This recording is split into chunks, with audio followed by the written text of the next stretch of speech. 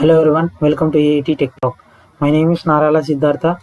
My roll number is 20951A6744. My branch is Computer Science Engineering with Data Science as specialization. Today my subject is Theory of Computation.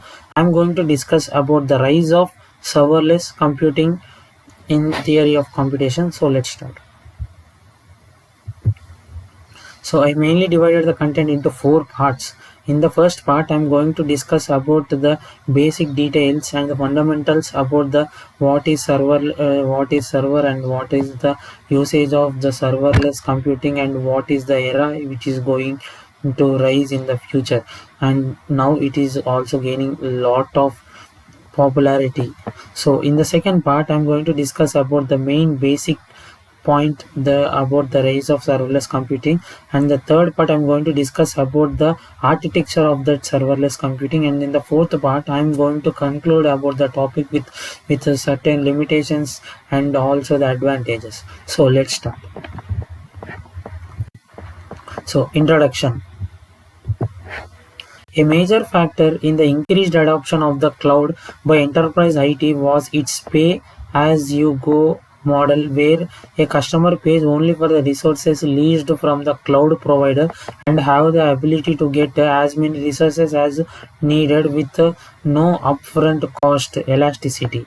Unfortunately, the burden of scaling was left for developers and system designers that typically used over provisioning techniques to handle sudden surges in service requests. Studies of reported usage of cloud resources in data centers show a substantial gap between the resources that could customers allocate and pay for and actually resource utilization. Serverless computing is emerging as a new and compelling paradigm for the deployment of the cloud applications, largely due to the recent shift of enterprise application architectures to containers and microservices. So using serverless gives pay as you go without additional work to start and stop server, and is closer to original expectations for cloud computing to be treated like as a utility. Developers using serverless computing can get cost savings and scalability without needing to have a high level of the cloud computing enterprise that is time consuming to acquire. Due to its simplicity and economical advantages, serverless computing is gaining popularity as reported by the increasing rate of the serverless search term by the Google Trends. Its market size is estimated to grow to 7.72 billion by 2021. Most prominent cloud providers, including Amazon, IBM, Microsoft, Google, and others, have already released serverless computing capabilities with the server additional open source efforts driven by both industries and academic institutions. Here we need to observe that these companies are the major cloud providers, and Amazon is providing its cloud services with the name of Amazon Web Services, and whereas IBM is providing its cloud services in the name of IBM Clouds, and Microsoft is providing the cloud services on the name of Microsoft Azure, and whereas here the Google is providing in on the name of Google Cloud Services. So from the perspective of IaaS customer, the serverless paradigm shifts presents both an opportunity and a risk. On the one hand, it provides developers with a specified programming model for creating cloud applications that abstracts away, if not all, operations concerns. They no longer have to worry about availability, scalability, fraud tolerance, over or under provisioning of VM resources, managing servers, and other infrastructure issues. Instead, they can focus on the business aspect for their applications. Uh, From the perspective of a cloud provider, serverless computing is an additional opportunity to control the entire development stack, reduce operational costs by efficient optimization and management of cloud resources, offer a platform that encourages the use of additional services in their ecosystem, and lower the effort required to author and manage cloud scale applications. So let's discuss about the rise of serverless computing era in this situation. So serverless computing can be defined by its name, thinking about servers. Developers do not need to worry about low-level details of servers management and scaling, and only pay for when processing requests or events. We define serverless as follows. Serverless computing is a platform that hides server usage from the developers and runs code on demand, automatically scaled and built only for the time the code is running. Cost build only for the what is running. As servers and their usage is not part of serverless computing model, then it is natural to pay only when code is running and not for idle servers. As execution time may be short, then it should be charged in fine-grained time units, and developers do not need to pay for overhead of servers creation or destructions. This cost model is very attractive to workloads that must run occasionally.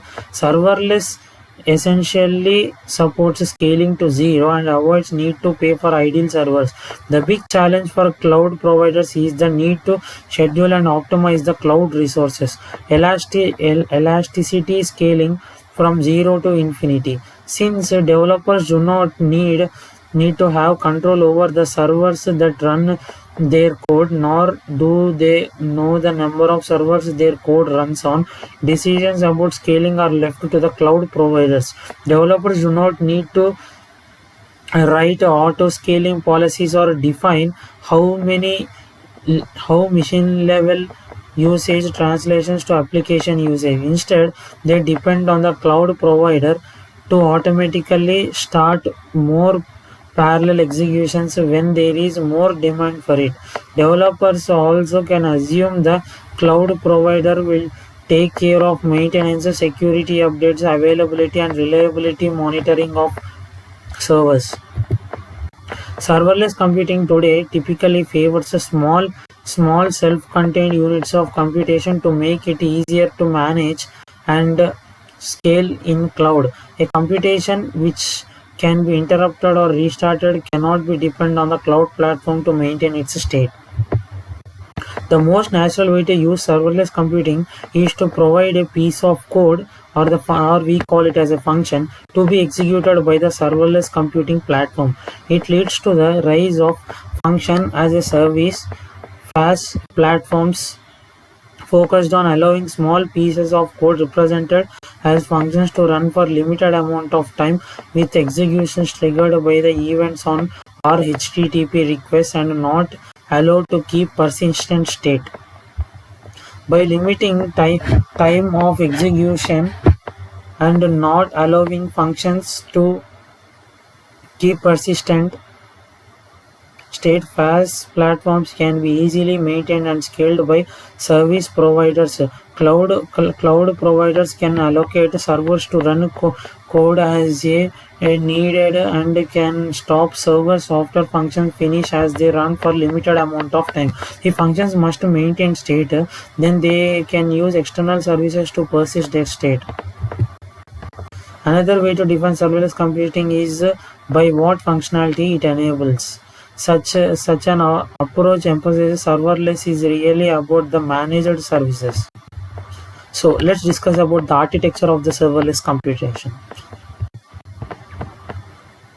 Okay, the core functionality of FAS framework is simply that of an event processing system as shown in the figure below. The service manages a set of user-defined functions. Once a request is received over HTTP from an event data source, the system determines which action should handle the event, create a new container instance, send the event to the function instance, wait for a response, gather execution logs, make the response available to the user, and stop the function when it is no longer needed. The abstraction level provided by the FAS is unique. A short-running stateless function, this has proven to be both expensive enough to build, useful applications, but simple enough to allow the platform to auto scale in an application agnostic manner. So, conclusion. Serverless computing is an evolution in cloud application development exemplified by the function as a service model where users write small functions which are then managed by the cloud system. This model has proven useful in a number of application scenarios ranging from the event handlers with bursty invocation patterns to compute intensive big data analytics. However, the developer now needs to work around the limitations on the stateless nature of their functions and understand how map applications SLA to these of the serverless platforms and other dependent services. Thank you.